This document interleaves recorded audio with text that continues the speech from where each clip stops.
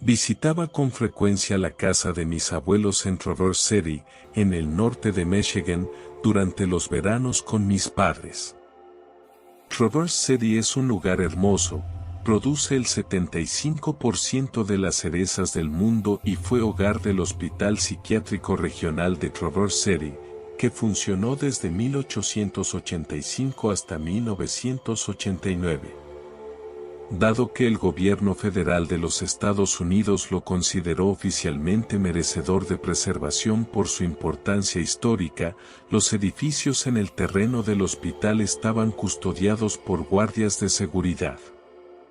El hospital psiquiátrico de Traverse City era enorme, con alrededor de 70 u 80 edificios de diversos tamaños. Algunos edificios ahora se han convertido en restaurantes, tiendas de regalos, lugares turísticos, cafeterías, pero muchos permanecen vacíos y abandonados. Debajo del hospital hay un extenso sistema de túneles de ladrillo que el personal utilizaba para transportar a los pacientes de un edificio a otro en las frías temperaturas invernales. Estoy seguro de que hubo casos en los que los pacientes fueron sometidos a tratamientos crueles o estuvieron bajo el cuidado de médicos horribles, pero el hospital psiquiátrico tenía una gran reputación. Muchos adolescentes, incluyéndome a mí en ese momento, estaban fascinados sin vergüenza por el hospital y su historia.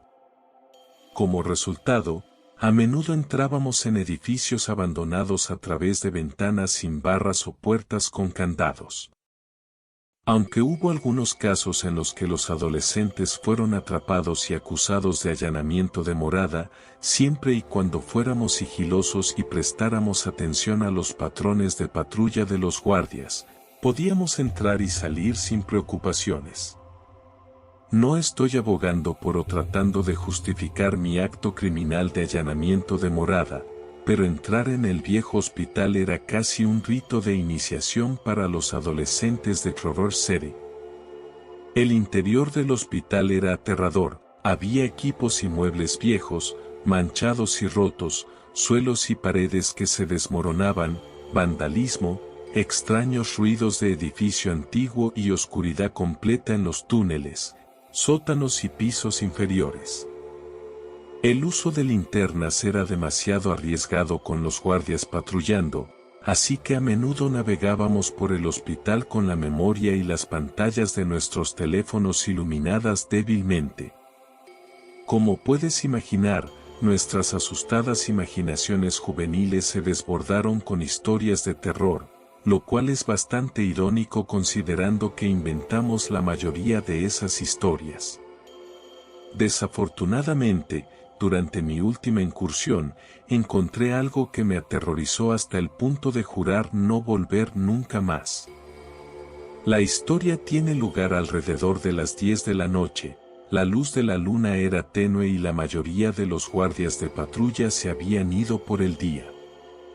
Vestidos de negro, mi amigo y yo entramos por la misma ventana que siempre usábamos y seguimos nuestro camino habitual hacia una de las altas agujas que se asomaban para sentarnos junto a las ventanas que daban a toda la ciudad. Solo había una cosa diferente en esta aventura respecto a las anteriores, un nuevo olor tenue e inexplicable a humo, no humo como de fuego, sino algo más parecido a incienso. El olor era tan tenue que casi pensamos que nos lo estábamos imaginando, pero se intensificó a medida que nos acercábamos a nuestro destino. En lugar de tomar las escaleras que conducían a la aguja, seguimos el olor por un pasillo diferente hasta llegar a una habitación con un resplandor rojo intenso que salía de la puerta. En lugar de hacerlo inteligente y salir inmediatamente, no pudimos resistir la urgencia de acercarnos e investigar. Cuando finalmente llegamos a la habitación, solté un suspiro audible y sentí que mi amigo me agarraba la muñeca tan fuerte que sus uñas dejaron marcas en mi piel. Encontramos un gran círculo de velas rojas e incienso ardiendo alrededor de un dibujo de un pentagrama con el sigilo de Baphomet. En el centro del dibujo había un pájaro muerto y ensangrentado rodeado de plumas negras. Ten en cuenta que fui criado devotamente católico, así que ver esta imagen me llenó de un miedo más fuerte y paralizante que cualquier avistamiento de fantasmas podría hacerlo. Más tarde esa noche, mi amigo me dijo que empecé a murmurar oraciones, pero personalmente no recuerdo haberlo hecho. No me sorprendería demasiado, sin embargo.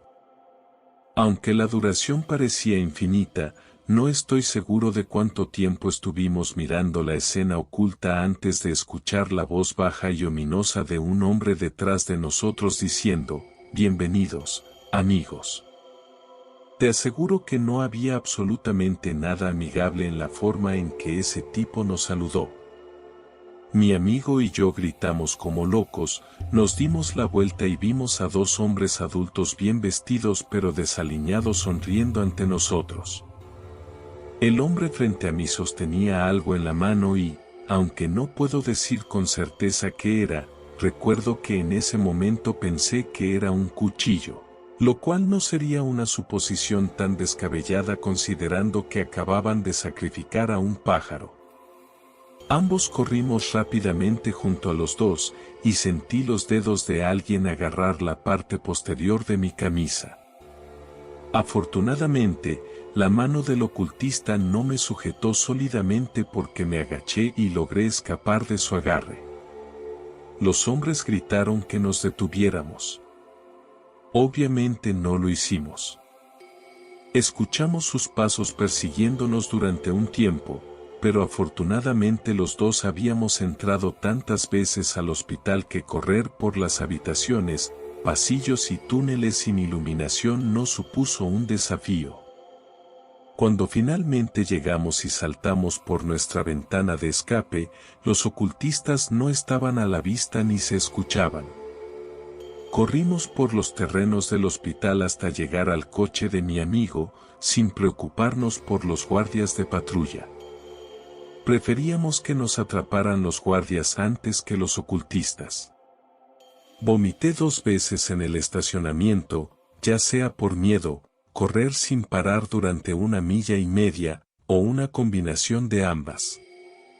No estoy seguro de qué habría pasado si los ocultistas nos hubieran atrapado, pero sé, con certeza que no iban a abrir una cerveza y ponerse a cantar a la luz de las velas.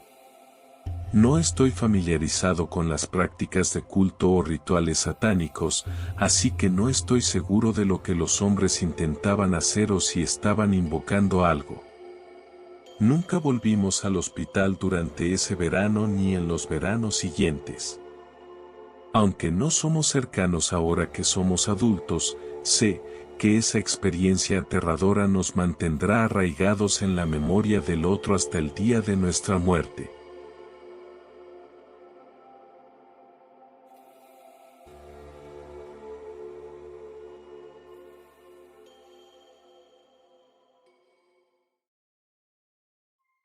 Todo comenzó el 19 de octubre de 2018.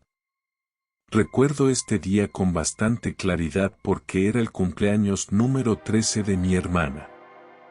Mi familia y yo decidimos ir al campo durante unos días con motivo del cumpleaños de mi hermana y para tomar un merecido descanso de la agitada vida laboral y escolar. Así que, 2 días antes del cumpleaños de mi hermana, estábamos listos para ir, y después de un largo viaje de aproximadamente 8 horas en el compacto Jeep Cherokee de mi papá, llegamos al pueblo. El lugar al que llegamos no era menos que impresionante. Las aguas prístinas del mar, la vasta extensión de la vegetación y el cautivador y sutil aroma del mar me hipnotizó. Mientras mi familia y yo salíamos del Jeep, que ahora estaba estacionado frente a un pequeño pero acogedor motel, fuimos recibidos por el dueño. Parecía tener unos 50 y tantos años y tenía una constitución robusta. Mientras nos llevaba a nuestra habitación con sus 2 ayudantes llevando todo nuestro equipaje, recuerdo que dijo, «Supongo que es su primer viaje aquí».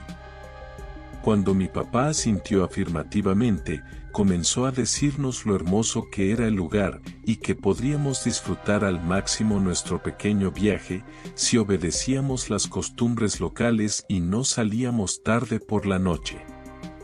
También nos aconsejó que nos alejáramos del mar por la noche y de una parte particular del pueblo porque, según él, el área estaba llena de matones y narcotraficantes locales. Recuerdo que mis padres y yo estábamos relativamente desatentos hasta que esa última información surgió. Quiero decir, ¿quién nos culparía? Todos estábamos completamente agotados después de un largo y agotador viaje de 8 horas, y apuesto a que ninguno de nosotros podía pensar con claridad en ese momento. Cuando mi papá le pidió más detalles, se negó a decir más, nos mostró nuestra habitación y se fue inmediatamente. Recuerdo que el tiempo restante en el pueblo, antes de este incidente, fue divertido y relajante. Las visitas matutinas a la playa, las siestas relajantes por la tarde y pasear por el pueblo por las tardes e interactuar con los amigables pero distantes lugareños. Llegó el 19 de octubre, como de costumbre, mi hermana tuvo que contestar un montón de llamadas de todos nuestros familiares. Mis padres habían reservado en un enorme restaurante de 5 estrellas para cenar, que estaba a unos 13 kilómetros del motel en el que estábamos, hacia el otro extremo del pueblo. A medida que se acercaba la tarde, todos subimos a ese antiguo jeep con la esperanza de llegar a tiempo para la cena en el elegante restaurante que todos esperábamos con ansias. Al principio del viaje, todo parecía relativamente normal, pero a medida que nos dirigíamos hacia el este del pueblo, nos rodeaban un número creciente de campos de cultivo y vastas extensiones desiertas sin signos de vida. Eran alrededor de las 7, el sol se había puesto temprano y el cielo estaba casi completamente oscuro, lo que parecía hacer el lugar aún más siniestro y espeluznante. Recuerdo claramente que mi mamá le preguntó a mi papá si había ingresado correctamente la ubicación en el GPS. Pronto, las carreteras se empezaron a volver más y más estrechas, y la única fuente de luz que iluminaba las carreteras eran las parpadeantes farolas y pronto estábamos rodeados completamente de lo que parecían ser campos de maíz y tierras baldías con pequeños almacenes. Mientras mi mamá verificaba y volvía a verificar la ubicación, recuerdo a mi papá suspirando en voz alta y diciendo que quedaba muy poco gas en el tanque. Siempre fue una persona muy tranquila y serena, y verlo así hizo que la atmósfera fuera 10 veces más tensa. Casi habían pasado 2 horas y media desde que salimos y eran casi las 9:30. Mi madre siempre ha sido particular con la hora en que come, y si no come dentro de un cierto periodo de tiempo, puede ponerse realmente nerviosa e irritable. Así que mi mamá básicamente enloquece, mientras mi papá y yo revisamos la ubicación. Es a partir de esta parte de la historia que las cosas pasan de 0 a 100. De repente, todos escuchamos el grito fuerte y desgarrador de un animal o un hombre, y todos en el automóvil básicamente nos congelamos. Mi mamá comienza a sollozar y mi papá, en pánico, intenta marcar a emergencias, pero la llamada no se conecta. Él comienza a retroceder el jeep tan rápido como puede y mientras retrocede, puedo ver sus ojos abrirse de par en el espejo retrovisor. Me doy vuelta en mi asiento para tener una vista completa de la parte trasera y lo que vi a continuación aún me eriza la piel. Dejo escapar un grito mientras un hombre enmascarado, que parece sostener un ladrillo en una de sus manos, se acerca lentamente a nuestro automóvil. También hay otros 2 hombres detrás de él, cada uno llevando la misma máscara idéntica, con uno incluso sosteniendo lo que parece ser una vara de metal. Nada comparado con la sensación cruda de miedo que sentí como un joven de 16 años en ese momento, sabiendo que así iba a terminar para nosotros, antes de que el hombre de ladrillo pudiera acercarse más. Con lo poco de gas que quedaba, mi papá pisa el acelerador a fondo y retrocede. Esto desconcierta al hombre de ladrillo y se lanza hacia un lado y sus cómplices lo siguen.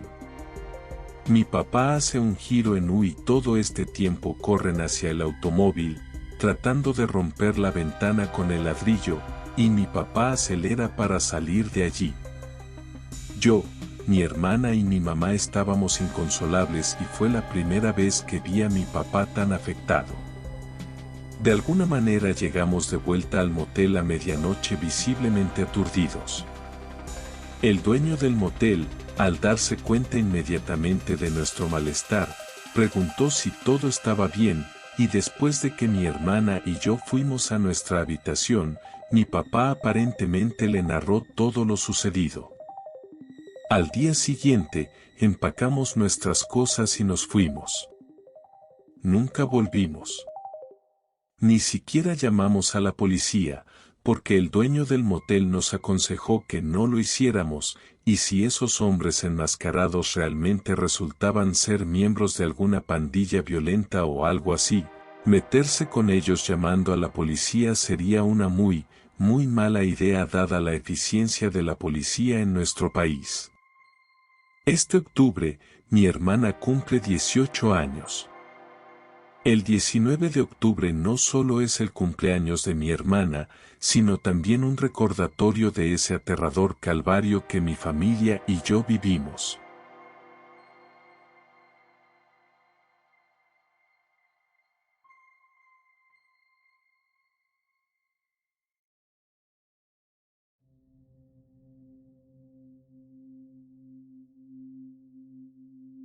Era tarde, en la noche del 15 de marzo, cuando decidí sucumbir a la fascinación y explorar la base militar abandonada en el borde del desierto. La luna llena colgaba baja en el cielo, y el zumbido del aire acondicionado en mi viejo Jeep era el único sonido que rompía el silencio. Mientras pasaba la cerca oxidada y entraba por la deteriorada puerta de la base, no tenía idea de qué oscuro secreto me esperaba. La base abandonada se extendía ante mí, como una sombra del pasado.